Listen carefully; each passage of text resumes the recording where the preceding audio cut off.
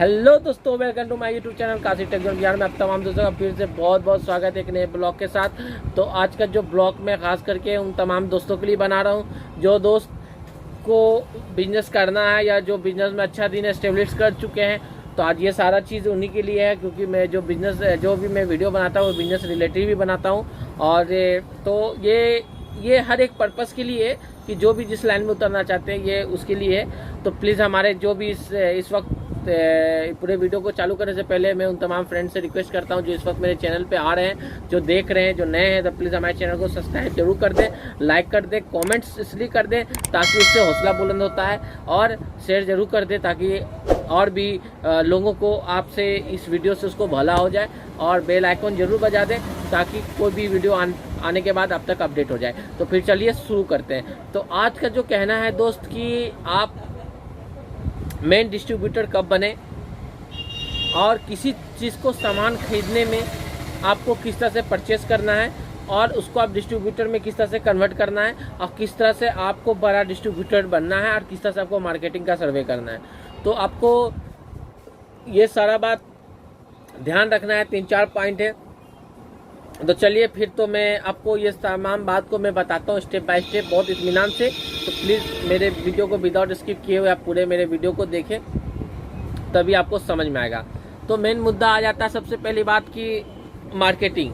तो हर कोई इतना है कि हर कोई आपके डेट में होशियार है, जो भी बिजनेस कर रहे हैं, जो पुराने हो चुके हैं और नए हैं, तो उनको भी बहुत अच्छा हो जाएगा कि ये बात मैं बता रहा हूँ।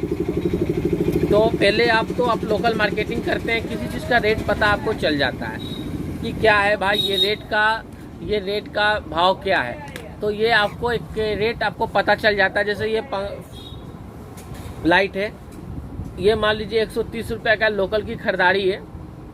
एक एग्जांपल दे रहा हूँ, 130 का ये बल्ब का लोकल की खरीदारी है। आप जब मार्केट में कोई भी चीज़ खरीदते हैं तो उसका सामान का रेट 130 रुपया है। तो जब हम इसको बड़ा डीलरशिप में मैं जाता हूँ तो वहाँ भी आपको सेम रेट ही मिलता है, जिससे बहुत सारा इंसान कंफ्यूज हो जाता है। तो फिर यार फ़ायदा मुझे क्या है, लोकल में भी यही प्राइस था, मैं इतना दूर आने के बाद भी खरीद रहा हूँ तो यही प्राइस है। तीसरा बात, अगर आपको रेट सस्ता भी लग रहा है तो ट्रांसपोर्टिंग आता है तो महंगा हो जा रहा है, तो ये सारी चीज़ देखना है। तो खैर चलिए, ट्रांसपोर्टिंग की बात नहीं कर रहा था मैं। तो ये सारी चीज़ आपको ध्यान देना है कि भाई अब आपका रेट यहाँ भी सेम है, वहाँ भी रेट सेम रेट है, तो फिर हम क्यों उठाएं। तो किस तरह से फ़ायदा है कि हम होलसेल कर सकें।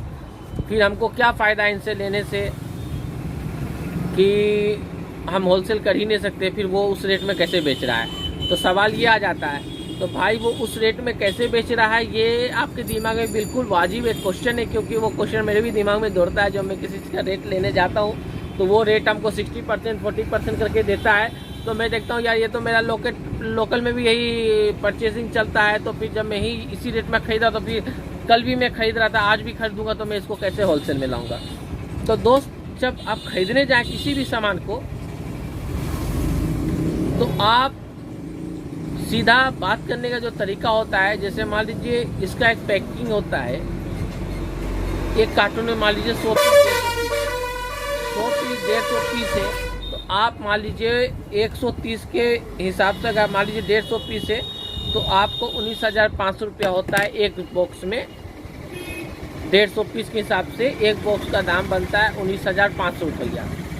तो भाई आप सीधा उनको ये बोलें, देखिए मैं आपसे क्वांटिटी में बात करता हूँ, आप मुझे क्वांटिटी में रेट दें।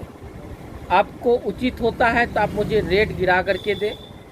तो उसमें क्या होता है, सामने वाला भी आदमी सोचता है कि भाई बहुत अच्छा पॉइंट मुझे ऑप्शन है, क्योंकि उस समय आप उनको ये भी बोल रहे हैं कि भाई आप मुझे क्वांटिटी में बात कीजिए। दूसरी बात, मैं आपको पूरा कैश में ही मैं आपको पेमेंट करूँगा, हैंड टू हैंड पैसा दूँगा। भले आप मुझे माल बाद में देना, धीरे धीरे देना, मेरे को जैसा रिक्वायरमेंट होगा मैं आपसे लेता रहूँगा, मगर मेरे को रेट चाहिए, रेट चाहिए। तो जब आप उनको ये बात बोलते हैं तो वो इस बात को सोचने में मजबूर हो जाता है, क्योंकि हर 2 मिनट में, आधे घंटे में जो आप मतलब कि समझ जाइए 1.5 लाख का एक सौदा कर रहे हैं या 2 लाख का सौदा कर रहे हैं, तो उसके पास आधा घंटा में वो 2 लाख रुपया उसके हैंड में आ रहा है। तो अगला पार्टी भी यही सोचता है कि यार अच्छा है, 2 घंटा में 2 लाख रुपया आ रहा है, तो उसको भी दूसरा भी काम उसके पास रहता है। तो हर पार्टी को एक पैसे की जरूरत बनी हुई रहती है। जैसे हमें भी पैसे, क्योंकि हमको ही मेल बहुत सारा रखना था, हमको ही पैसा चाहिए था, हम चाहते हैं ये सामान जल्दी बिके ताकि हम दूसरा सामान उठा के खिलाएं। तो वो भी उस माध्यम में आता है, तो वो थोड़ा रेट को गिराता है, थोड़ा रेट को गिराता है, 1% और आपको मिलता है। प्लस आपको अगर डायरेक्ट काम कर रहे हैं तो आपको दूसरा होता है इंसेंटिव मिलता है। तो आपको दूसरा इंसेंटिव मिलता है, तो इंसेंटिव भी आपको ध्यान देना है। और ये तमाम सारी चीज़ है जो आपको ख्याल रखना है। तो एक तो हो गया, जब भी आप जो पुचुर में आप देखिए कि आपका डेली का टर्नओवर, हम लोकल जो परचेस करते हैं वो कितना अमाउंट तक जा रहा है, उसके हिसाब से आप पैकेज बना लीजिए कि भाई 3 महीना 6 महीना में हम ये सामान का परचेस में हम 1.5 लाख रुपया लगा रहे हैं, तो ये 1.5 लाख रुपया एक बार आप काउंटर पे दो और ये सामान उठा के दो। जब ये 3 रुपये की चीज़ है तो ये 2 रुपया बन जाएगा और आप वहाँ से होलसेल करना शुरू कर देंगे। एक ये बात हो गया। दूसरी बात, डिस्ट्रीब्यूटर कैसे बनते हैं। जब उसका वो चीज़ को आप ज़्यादा सेल करने लग जाते हैं, बहुत अच्छा सेल देते हैं, तो हर एक एरिया में सर्वे होता है। तो जब सर्वे होता है तो आप उसको प्रेजेंटेशन दे सकते हैं कि हम ये सामान आपका सबसे ज़्यादा चीज़ बेच सकता हूँ, आपको निकाल सकता हूँ। तो वो आपको एक डीलरशिप देता है, क्योंकि उसको भी सेल्स, वो भी हर एक कंपनी सेल्स के ऊपर ही डिपेंड करता है कि मेरा सामान ज़्यादा से ज़्यादा सेल हो, वो काउंटर मुझे चाहिए।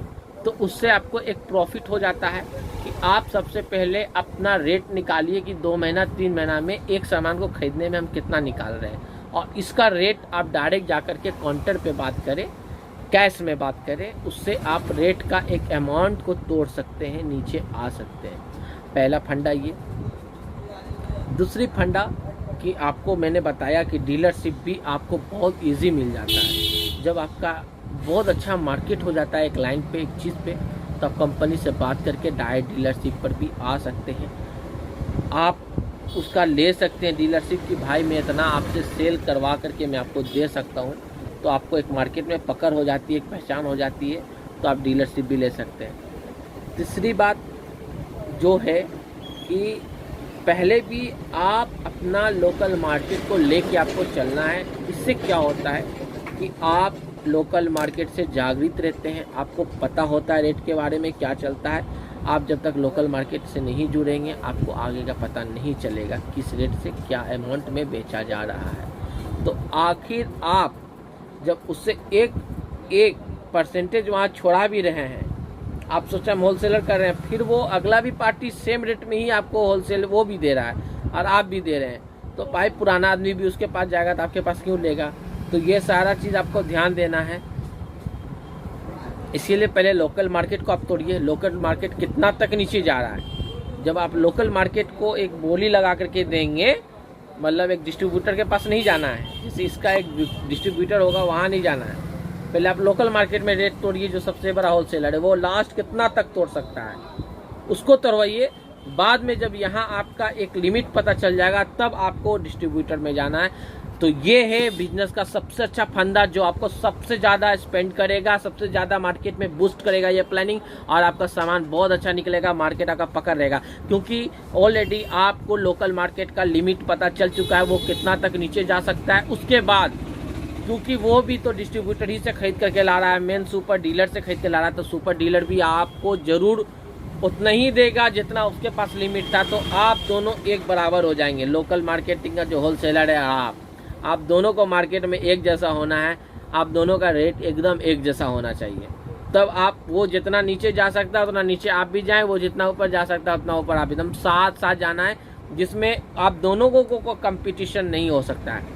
मगर आप लोकल मार्केटिंग नहीं कर रहे हैं, डायरेक्ट डिस्ट्रीब्यूटर से उठा रहे हैं, तो वो परसेंटेज कुछ और दे रहा है। जब पता चला अरे आप उसको जैसे पता चल रहा है वहाँ पे एक डिस्ट्रीब्यूटर, एक होलसेलर खोला इस रेट का, तो रेट गिराता है, वो देखता है कहाँ तक है।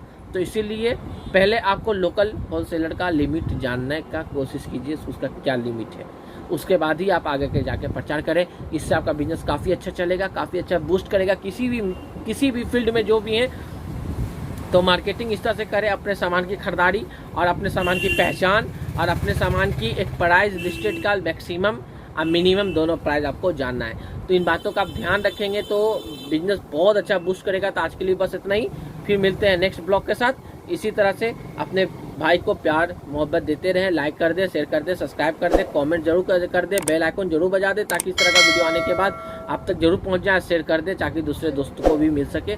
आप प्लीज़ मेरे वीडियो पे कमेंट्स करें और अपना सुझाव, मुझे आने वाला ब्लॉग कैसा बनाना चाहिए वो भी सुझाव दे। तो फिर दे इजाज़त, बाय।